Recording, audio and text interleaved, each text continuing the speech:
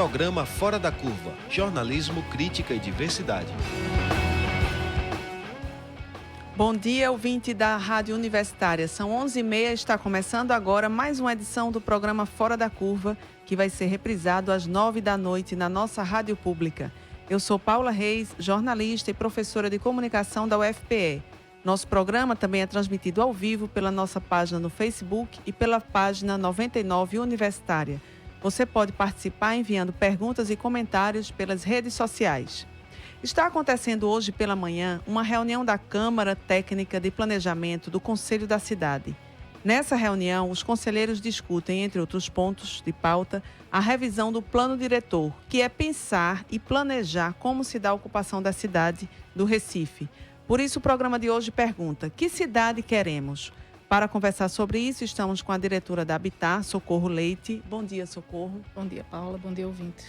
Também estamos com a advogada do Centro Popular de Direitos Humanos, Luana Varejão. Bom dia, Luana. Bom dia a todos. E também contamos com a presença do jornalista da Marco Zero Conteúdo, Laércio Portela, que é parceiro do nosso programa. Bom dia, Laércio. Internautas também.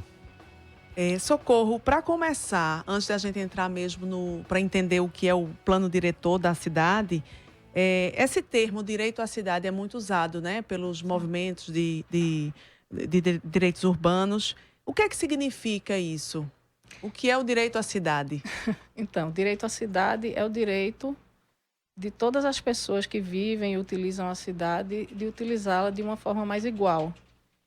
Parte do conceito de que a cidade ela é construída por uma coletividade, ela é, por isso, então, um bem comum e deve ser utilizada por todas as pessoas dessa forma. Isso envolve vários direitos, como ter direito a uma habitação adequada, ter direito a transporte, ter direito aos espaços públicos, a utilizar os espaços públicos de forma adequada e, por exemplo, não ser discriminado também. Isso tudo está contido no direito à cidade, que é um direito coletivo.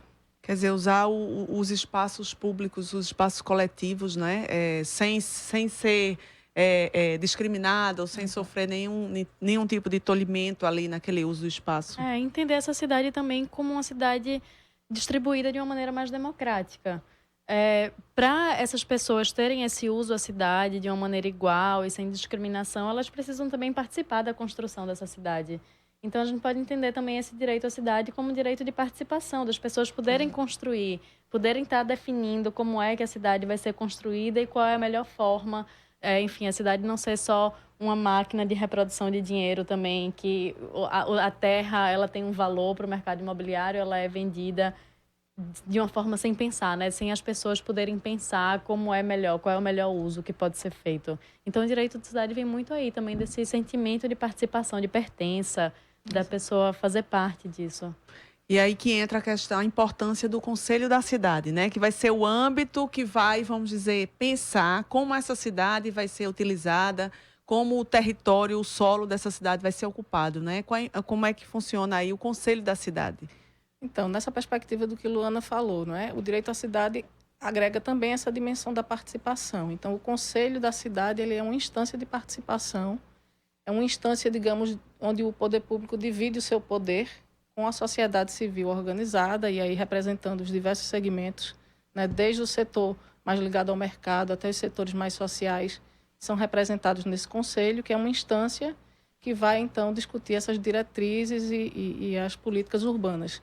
Essa instância ela é eleita, por exemplo, num espaço ainda maior, que é uma conferência das cidades, que é um espaço onde se participa amplamente da discussão sobre as diretrizes. Então, todas essas são instâncias de participação, instâncias de definição de forma democrática. Como é que está, atualmente, como é que se configura esse Conselho da Cidade? São quantos conselheiros? A participação, exatamente assim, quem participa? Quem representa a sociedade civil nesse Conselho? Então, a gente tem 45 membros. 45. Uma parte é indicada pelo poder público. Que é, no caso, a Prefeitura do Recife. Prefeitura do Recife. Mas tem alguns órgãos de Estado também que podem ter assento. A Câmara de Vereadores também tem assento. Isso eu estou falando do Conselho da Cidade do Recife, né? Existem conselhos estaduais e o nacional também. E por parte da sociedade civil, as representações são eleitas nessa conferência, né? Que a nossa última foi em 2016. Então, tem representação dos movimentos sociais, das organizações não governamentais, setores representando a academia, entidades profissionais e também o mercado, enfim, ADM, Sinduscom. Certo, o mercado imobiliário, enfim, todos os entes da sociedade civil. Exato. E aí, voltando então para o plano diretor, Luana, como é que é pensar, né, a gestão da cidade? Quer dizer, não só a gestão, mas a ocupação do solo, né? Esse plano diretor vai trazer isso. A cada 10 anos ele é revisado, né? Isso foi feito, a última revisão foi em 2008 e esse ano, 2018, então, é o ano de se revisar esse plano diretor do Recife, né? Isso. A regra dentro da política urbana nacional, ela é das cidades com mais de 20 mil habitantes, elas devem estabelecer os seus planos diretores, que é um instrumento que ele vai, enfim, é o instrumento básico da política urbana dentro de um município. Ele vai determinar parte do zoneamento da cidade, as áreas que são importantes, como áreas de zonas especiais de interesse social, as zonas de desenvolvimento econômico, as zonas de proteção do patrimônio histórico. Ele vai determinar também quais são os instrumentos de efetivação dessa função social da cidade, que devem ser previstos dentro da cidade, deverão vir a ser regulamentados. Então, ele é o principal instrumento de diretriz dessa política urbana. E aí, a cada 10 anos, a previsão é que ele seja revisto. Agora, a gente está passando por um processo não só de revisão do plano diretor. A prefeitura está abrindo um processo que ela chama de plano de ordenamento territorial, que vem por aí a revisão do plano diretor, a revisão da Lei de Parcelamento do Solo, que a atual é de 1997, na última revisão de 2008 não se revisou a Lei de Parcelamento do Solo. A revisão da Lei de Uso de Ocupação do Solo, que é de 1996 também, então está bem diferente, assim, o pensamento de que era 10 anos atrás, ele ainda está se balizando com coeficientes de construção de 96. E aí também vai tá prevista a regulamentação de alguns instrumentos que são muito importantes para a efetivação do plano diretor, que é a outorga onerosa do direito de construir. A gente pode tentar explicar depois um pouco explicar melhor depois sobre isso. A transferência do direito de construir, o parcelamento e edificação ou utilização compulsória e o imposto predial urbano, que é a questão do IPTU progressivo, que é muito com o objetivo de fazer com que os imóveis não fiquem tão ociosos dentro da cidade, né? A gente vê tanto imóvel abandonado que não tem sua função social sendo cumprida. Quer dizer, essa pauta toda ela vai ser discutida pelo Conselho esse ano, é isso? Vai ser discutida pela cidade. Pela cidade. Pela cidade esse ano. Mas, assim, o Conselho seria a instância, vamos dizer, formal, onde acontece essa discussão, não é isso? O Conselho, na verdade, a gente defende, né, e está nas atribuições dele, que ele seja essa instância de coordenação do processo, mas que nesse processo se abra o máximo possível, né? Luana falou aí da exigência dos planos diretores, uma outra exigência é que eles sejam elaborados de forma participativa. Isso está garantido numa lei federal, que é o Estatuto da Cidade, e o entendimento sobre o que é ser participativo é que a gente é um campo de disputa, né? Por exemplo, tinha na licitação que foi feita, a prefeitura colocou alguns espaços de participação, que a gente entendeu, logo que teve acesso ao que foi contratado, que eram insuficientes. Então, na nossa perspectiva, essa é uma discussão que mexe com a vida de todas as pessoas de Recife ou que passam por Recife, e por isso a discussão tem que ser o mais ampla possível.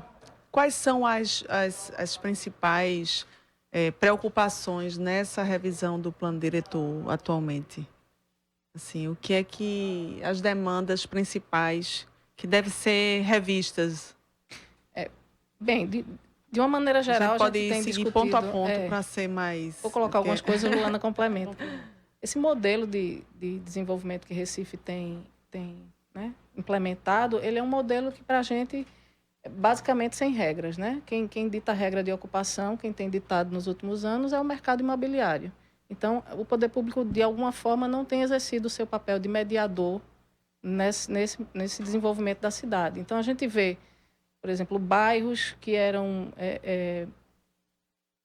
ocupados por casas, sendo objeto de especulação e tendo uma substituição da tipologia de ocupação por prédios, sem se pensar no impacto na infraestrutura da cidade. Então, tem uma discussão sobre a verticalização e o impacto disso na cidade, seja do ponto de vista da paisagem, seja do ponto de vista da saturação da infraestrutura. E da mobilidade, né? Da mobilidade já está caótica, né? A gente não precisa nem falar, todo mundo sofre o problema de mobilidade de Recife. Quer dizer, a rigor vamos dizer, é o fator econômico que está determinando o desenvolvimento da cidade, sem Exato. nenhum planejamento mesmo, né? E nessa perspectiva do econômico ditando, a gente tem uma preocupação forte com a proteção da população mais pobre. Então, assim, Recife tem mais de 500 áreas identificadas como comunidades de interesse social por um cadastro feito pela prefeitura, né? Pouco mais da metade está inserido em zonas especiais de interesse social, que é um instrumento aí que está contido no plano diretor, que é um instrumento que protege essas áreas para a ocupação de população de baixa renda. Então, se essa parte das ocupações de baixa renda de Recife não tem uma proteção legal, o poder, a possibilidade de remoção dessas populações é muito grande. Então, nessa disputa por território que a gente tem assistido nos últimos anos, essa é uma população que, digamos, está ameaçada de não estar na cidade. E na perspectiva que a gente defende do direito à cidade, essa é uma discussão que precisa ser enfrentada.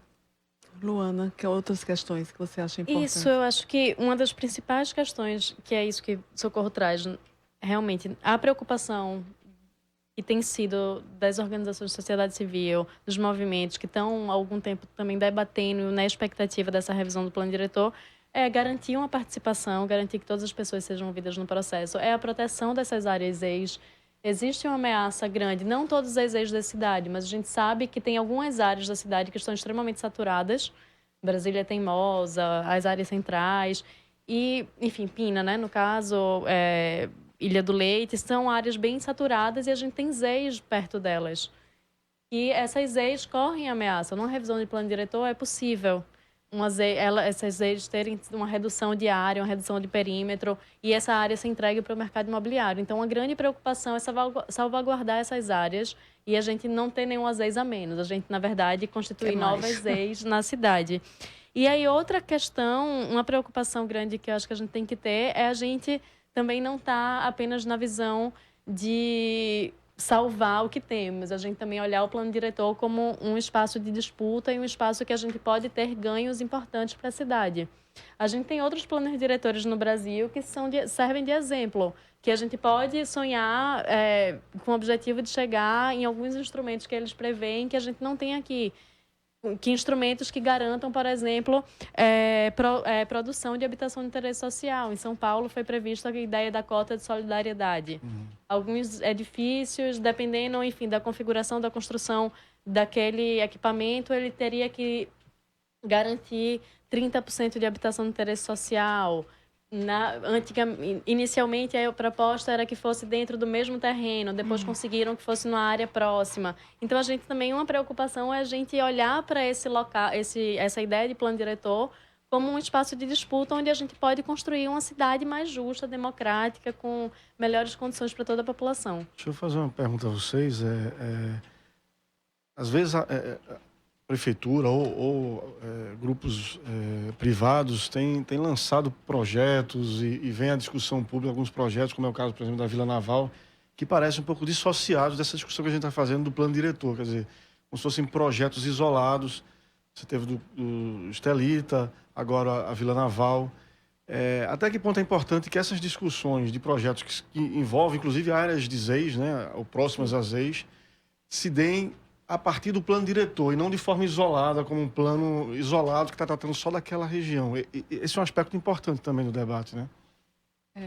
Não, então, a gente tem defendido, inclusive, que estamos no momento de revisar o plano diretor e todas as discussões, né, sobre esses projetos grandes na cidade deveriam estar dentro dessa perspectiva da revisão do plano diretor, não ser uma discussão isolada, como você está falando. Até porque você aí está abrindo exceção para discutir áreas de interesse do mercado numa discussão mais restrita. E o que a gente quer é discutir a cidade como um todo, seu modelo de desenvolvimento, numa discussão ampliada, que é a revisão do plano diretor. Para trazer entrevistas com uma visão crítica sobre o que está acontecendo na cidade e no Brasil, que o Fora da Curva está no ar de segunda a sexta, aqui na Rádio Universitária, a nossa rádio pública. Programa Fora da Curva. Análise crítica de assuntos do interesse público. O Fora da Curva de hoje discute que cidade nós queremos, com a diretora da Habitat, Socorro Leite, com a advogada do Centro Popular de Direitos Humanos, Luana Varejão, e com o jornalista da Marco Zero Conteúdo, Laércio Portela. Então, esses projetos imobiliários, né, como o Laércio estava colocando, quer dizer, que vem como uma discussão à parte, né? E quando vocês trazem essa questão do plano diretor, qual é a força de lei, vamos dizer assim, do plano diretor, né, para fazer com que traga todas as discussões de projetos imobiliários para dentro dessa questão do plano diretor da cidade? Como é que funciona? É possível? Não é possível? Ainda é um desafio a ser construído? O plano diretor, ele, como estava falando antes, ele estabelece uma diretriz geral para a cidade. A importância dele é isso, ele olha a cidade numa perspectiva macro. Ele para balizar um plano diretor, deve ser realizado vários estudos, várias pesquisas, várias escutas que vão subsidiar a elaboração dessa lei, né, desse documento. Mas ele também estabelece diretrizes gerais. O plano diretor atual de 2008, por exemplo, a gente está falando desses projetos imobiliários, ele tinha uma regra que ele estabelecia que algumas áreas específicas que já tinham sido mapeadas naquele momento como áreas possíveis de interesse da expansão urbana, do mercado imobiliário, do desenvolvimento urbano, seriam criados projetos especiais para essas áreas. Uma dessas áreas é o Estelita, outra área dessas é a Vila Naval. E é isso, assim, infelizmente a gente vem vendo essa regra ser muito burlada. Não se olha essas áreas específicas. No caso do Estelita, tinha essa regra que deveria ser estabelecida uma lei específica para a área, mas a lei que foi criada, ela é totalmente dissonante, apesar dela ter sido feita em 2015, ela é totalmente dissonante com as diretrizes do plano diretor de 2008. Se cria uma estratégia jurídica para garantir que aquela lei mudasse parâmetros, mudasse forma de construir, enfim, criasse outro projeto. Hoje, na Vila Naval, que é outra área, a gente está vendo outra estratégia a ser utilizada, que é a estratégia da operação urbana.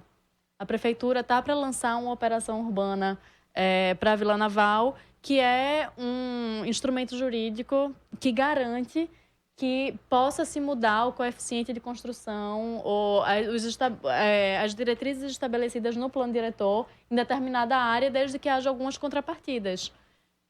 Para ser feita uma operação urbana, o que não é feito no Estelita, não é, assim, urbanisticamente, e é muito criticada também a operação urbana, porque ela meio que cria a possibilidade de uma cidade de exceção, onde a lei pode ser alterada.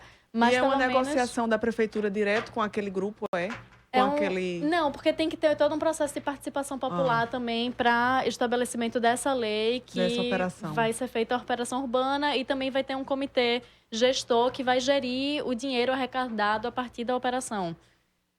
Então, é isso, assim, a gente vê muitas formas de o mercado imobiliário Tem uma pergunta aqui de um ouvinte, Ed Júnior pergunta, somos cidadãos se não conseguimos interferir na cidade que vivemos? Como é que vocês veem isso? Eu acho que não. Eu acho que tem que interferir para ser considerado cidadão, parte da cidade, dessa possibilidade de estar discutindo e estar definindo o futuro da cidade. Eu queria trazer um elemento, até essa pergunta do Ed Júnior também, que é essa coisa do debate público, né? E aí um outro elemento nessa disputa toda que a gente está falando aqui, territorial e econômica, que é a mídia e a imprensa, né? E eu acho que é importante a gente trazer esse debate também pelo seguinte, o setor imobiliário, junto talvez com governos, supermercados, concessionários de automóveis, né? São os maiores financiadores da mídia tradicional. Então, assim, é um player muito importante no financiamento da mídia. E a mídia que, de alguma forma, conduz, ou se não conduz, é um ator muito relevante no debate público sobre a construção da cidade, né? E aí você vê uma cobertura desigual. Eu acho que, no caso da cobertura da mídia, ou seja, como a mídia coloca um debate público da ocupação territorial no ar, tem muito a ver com esse fato do mercado imobiliário ser um grande financiador. E aí as questões mais estruturantes, que são essas que a gente está discutindo aqui, de plano diretor, da cidade que a gente quer, fica em segundo plano. Por exemplo, a mídia cobre muito mal os lobbies do setor privado junto ao executivo e ao legislativo. Especialmente quando a gente sabe que são os fundos públicos e a legislação os dois mecanismos, ou parte dos mecanismos mais importantes para você valorizar as terras e definir como vai ocupá-las. Esse lobby do setor privado junto ao executivo e junto ao legislativo, que muitas vezes se manifesta, inclusive, nos conselhos, ou às vezes até pior, fora dos conselhos, né, a imprensa não cobre. E aí as questões mais estruturantes ficam em segundo ou terceiro plano e a gente vai para as particularidades, né? Vou dar um exemplo aqui banal, mas, por exemplo, você não vê, por exemplo, a mídia, é recorrente a mídia falar do trânsito, quando você tem uma manifestação pública que fecha uma rua, você falar do trânsito e cobrir como aquela manifestação interferiu na circulação na cidade. No entanto, a gente não vê a mídia discutindo como um prédio de 40 andares da Moura do B, do Gabriel Bacelar, do JCPM, em determinado lugar da cidade, inviabilizou o trânsito no entorno, né? Então, assim, as discussões em torno da ocupação da cidade são enviesadas na mídia e isso tem comprometido o debate público sobre o assunto. Inclusive, eu já ouvi até uma frase bem interessante, não lembro agora quem diz assim, o engarrafamento já começa dentro dos prédios. Com certeza. Pois é. Então, como é que funciona esse plano diretor, então, depois de discutido, né, ele vai ser discutido ao longo do ano e como ele vai ser implementado, se tornar lei e agora quais são os desafios, né, para a implementação desse plano diretor a ser construído ainda, né, pela sociedade. A gente está numa fase inicial, né? A prefeitura está em processo de contratação de uma consultoria que vai apoiar essa elaboração do POT, do Plano de Ordenamento Territorial, que, como Luana falou, inclui a revisão do plano diretor, de outras leis e regulamentação de instrumentos. Então, o prazo estabelecido é de 13 meses, então a gente vai entrar pelo próximo ano, ou seja, o processo está atrasado, porque ele deveria concluir esse ano, então ele já deveria ter iniciado o ano passado. E aí, a partir disso, vão ser realizados diagnósticos. A gente ainda está no processo de incidência sobre justamente como se dará a participação. Então, a gente tem aí propostas para ampliar esse processo, que a gente entende que foi insuficiente, o que foi apresentado até agora. E aí, a mobilização que está se constituindo agora, inclusive a gente integra uma articulação que está inicial ainda e já agrega cerca de 30 organizações e movimentos. Qual é a articulação? Já tem nome? A articulação Recife de Luta. Foi batizada recentemente. E aí a gente está nesse processo e pretende agregar muito mais organizações e movimentos, porque entende da importância do debate. E essa mobilização precisa se manter depois, porque é isso que acontece muitas vezes, né, em vários lugares. Se luta pela lei e depois que a lei é aprovada, ela pode ser ótima, mas a efetivação pode simplesmente não existir. Exato. Ela pode ficar numa gaveta. Que é o caso da própria Preseis, não é? A lei é ótima. A lei é ótima, mas a gente vê o quanto ainda falta de implementação dessas zonas de interesse especial, não é isso? Exato. Toda a questão da urbanização, da qualidade da moradia. É uma luta permanente. Saneamento, né? Saneamento. Dos projetos, né? Tem a lei do Preseis, tem o fórum do Preseis, mas pouquíssimas áreas ex tiveram seus projetos de urbanização, até mesmo realizados, né? O projeto no papel. Pouquíssimas tiveram seu projeto feito. Implementados, menos ainda. Regularização fundiária, regularização, menos ainda. Então, é uma lei ótima do ponto de vista, né, referência de nacional. proteção dessas áreas, que eu acho que é o maior ganho, mas não avançou na melhoria da qualidade de vida da população, né? Não avançou na urbanização e na legalização como deveria. Né? Então, exige realmente uma mobilização constante. Deixa eu fazer uma questão que eu não sei se está sendo discutida no plano diretor, quer dizer, vai ser discutida, se é importante, assim, mas a impressão de um morador, digamos assim, né? Não é nem um jornalista falando aqui. Mas a impressão, e isso é uma conversa comum, em mesa de bar, quando as pessoas conversam, assim, que a nossa cidade tinha muito mais espaços de coletividade, espaços públicos de coletividade, onde se jogava bola, onde se corria pelas ruas, e esses espaços, praças, parques, quer dizer, e de certa forma, isso está diminuindo, ou às vezes eu tenho a impressão que existe um processo de segregação um pouco disso. E acho que aí contribui não só questões urbanas, mas até de Até a maneira como você conduz o policiamento da cidade interfere nisso também. É um debate que faz sentido, isso que eu estou dizendo assim, esses espaços de convivência pública, inclusive convivência entre classes, que eu acho que era mais frequente antigamente, especialmente quando você tem os investimentos imobiliários, porque a gente sabe que a arquitetura também segrega, né? A maneira como ela constrói os prédios, a forma como você constrói, também pode segregar. Então, a perda de espaços públicos de convivência, inclusive entre classes, isso está na perspectiva. Esse é um debate também que está sendo feito agora. É importante esse debate ou ele não existe?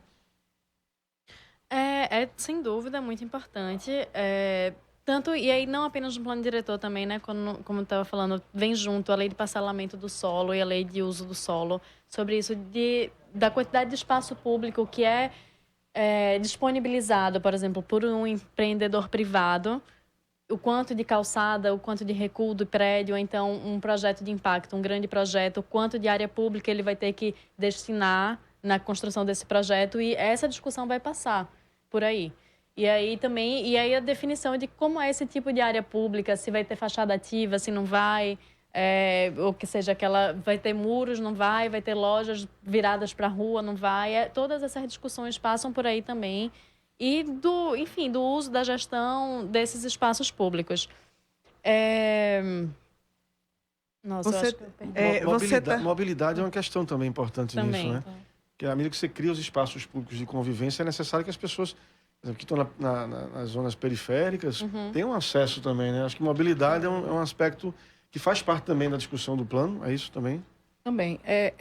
Essa questão da utilização dos espaços públicos, né? Assim, quem anda pela cidade vê que está muito impactada também pelo modelo de construção que a gente adota, né? Então, nas áreas, por exemplo, mais verticalizadas, é muito difícil você ver pessoas numa praça brincando, porque cada prédio tem seu espaço de lazer, né? As crianças ficam brincando dentro dos prédios, não brincam mais nas praças, e você vê praças, né, ótimas e vazias, né? Na Madalena, eu tive recentemente passando por lá, uma praça ótima, e você não vê as pessoas lá na praça utilizando a praça. Isso também gera insegurança, né? Quando a gente tem um modelo de construção que, por exemplo, permite 3, 4 pavimentos de garagem e só depois os apartamentos, qual é a convivência que um pedestre que passa pela rua vai ter, né? Qual é a relação que vai ter com aquele ambiente que é privado, mas que é também um espaço de vigilância do que é o público. Sim. Então, todo esse formato que a gente adotou aqui de construção na cidade do Recife, em outras cidades, gera também insegurança para as crianças, insegurança para as mulheres que caminham nesses espaços públicos, que passam por aí. Então, tudo isso está impactado. E a questão da mobilidade também. Com certeza, a mobilidade trata justamente de você ter tudo mais perto. Aqui em Recife é tudo caótico, né? Se você vai para a pesquisa de origem e destino, que a gente estava discutindo um dia desses, mais da metade do público que trabalha no centro não mora em Recife.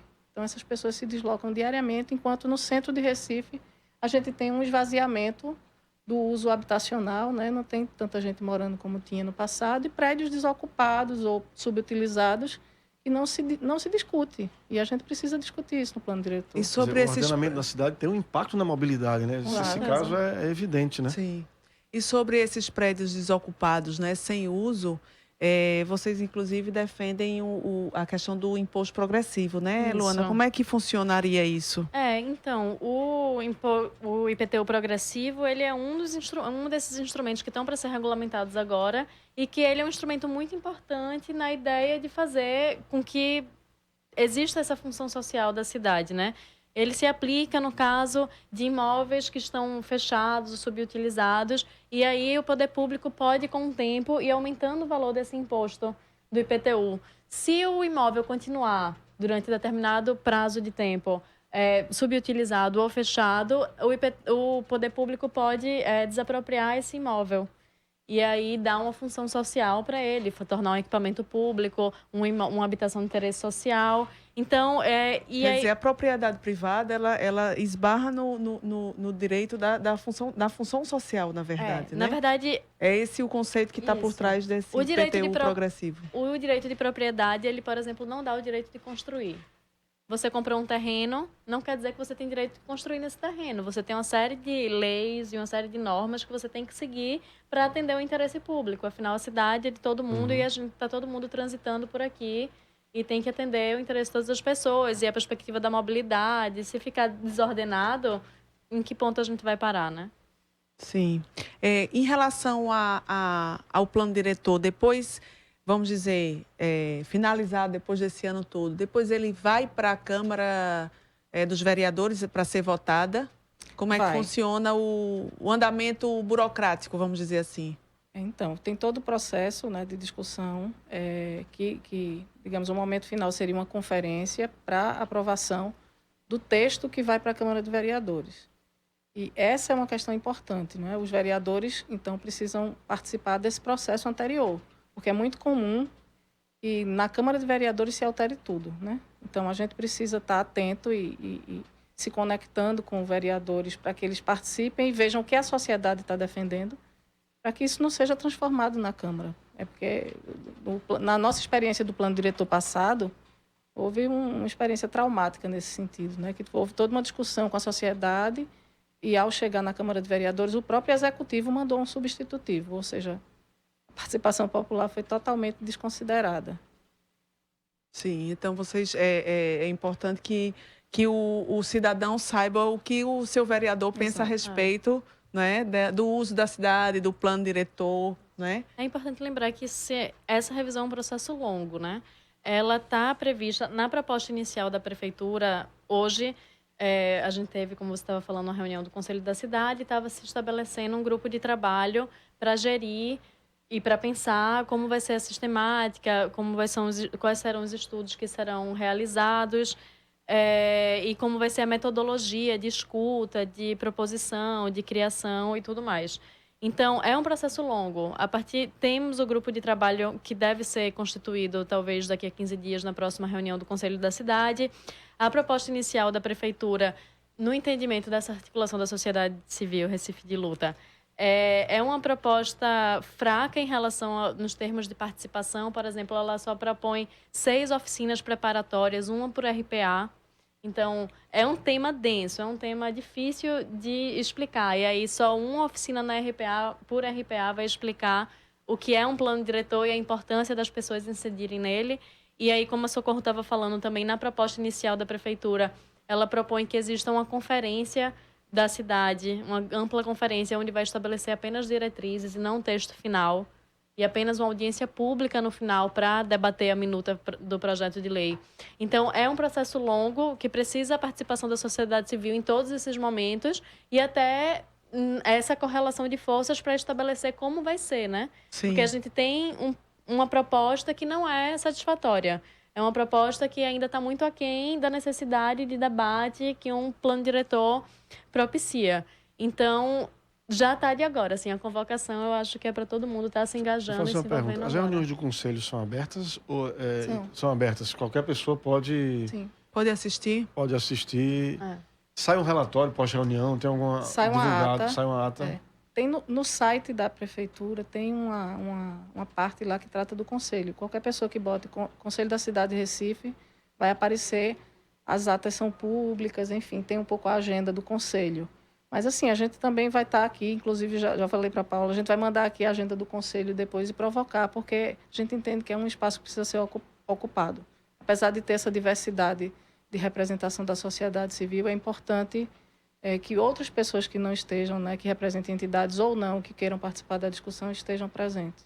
Sim, e além das reuniões mesmo, vamos dizer, formais, oficiais do Conselho da Cidade, vocês, enquanto movimento de articulação, né, Recife de Luta, vocês pretendem fazer outros encontros, outras formas, assim, enfim, como a sociedade pode participar dessa discussão, né, se a pessoa não pode ir até o Conselho da Cidade, né, assistir, mas ela quer participar, tem outras formas? Tem tido, essa discussão começou ano passado, a gente já, Habitat, o CPDH realizou um seminário sobre esse início do processo de revisão E, enfim, tem uma gama de Foi atividades. realizado em novembro do ano passado, não foi? Isso, Cidade em Disputa, o nome do seminário. E aí a gente conseguiu começar a trazer de volta essa discussão e começar a preparar um pouco essa articulação.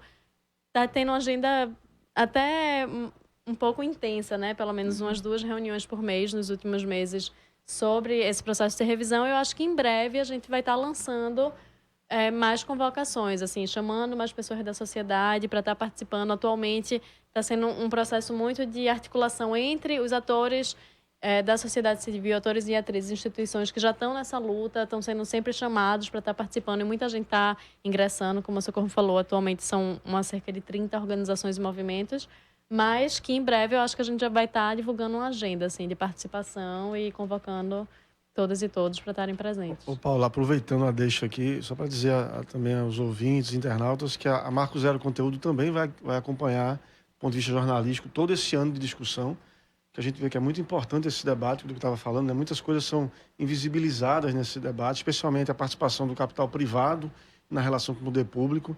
Então a Marco Zero também vai estar acompanhando. Me ocorreu aqui lembrando, assim, tem até uma TV que tem feito recorrentemente, por exemplo, cobertura dos problemas das comunidades, né? Inclusive com calendário de resolução, que é interessante. Mas veja, não estou tirando o mérito disso, mas você vê que ali está uma particularidade. Então, você está não, a consequência, é uma lente, né? Está trabalhando em cima do efeito. Exatamente. Não tem uma lente que sai e que vê o plano, mas você vê ali a atuação particular e menor ali do ente público com aquela demanda daquela comunidade e não vê que aquela demanda está relacionada, na verdade, com a forma como a gente está construindo a cidade, né? Exatamente. Se os investimentos públicos estão indo pouco para a periferia, é porque eles estão indo para outros lugares, valorizando outras áreas da cidade, né? Eu volto a falar na palavra de segregação, de certa forma segregando, dividindo essa cidade. E o jornalismo esse, que cobre, né, as questões pontuais dos bairros, poderia também colocar suas câmeras, né, e seus repórteres justamente para essas discussões mais estruturantes, que é o Conselho da Cidade, que é o plano diretor e tudo isso que a gente está discutindo aqui, né? E discutir a participação do capital privado, né, na relação com o poder público e como essa relação, de certa forma, desenha a cidade que a gente almeja, que a gente constrói, que a gente quer, né? Ok. Nós estamos finalizando o programa. Agradeço a advogada do Centro Popular de Direitos Humanos, Luana Varejão. Obrigada pelo convite. Muito bom estar aqui. Agradeço a diretora da Habitat, Socorro Leite. Obrigada pela participação. Obrigada, Paula. E estamos à disposição aí para novos debates. E a Laís Portela, nosso colega aqui, jornalista da Marco Zero Conteúdo. Bom dia a todos. Os movimentos urbanos de luta pela terra e moradia estão participando do evento Rodas de Conversa sobre Direito à Cidade.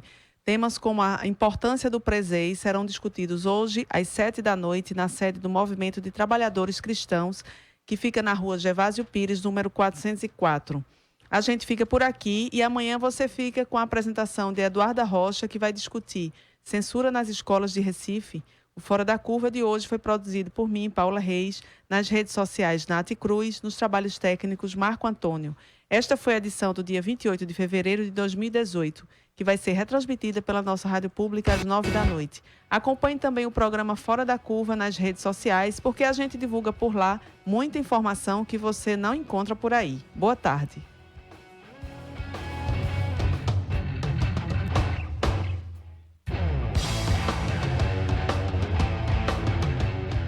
O programa Fora da Curva é uma realização do Departamento de Comunicação Social com o apoio do Departamento de Sociologia, do Núcleo de Design e Comunicação do Centro Acadêmico do Agreste e do Núcleo de Rádio e TV Universitária.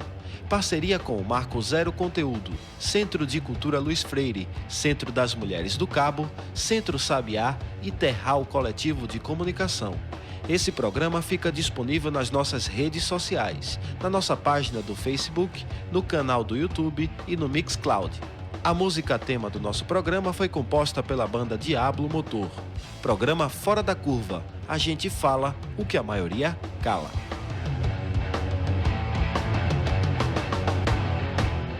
12 horas.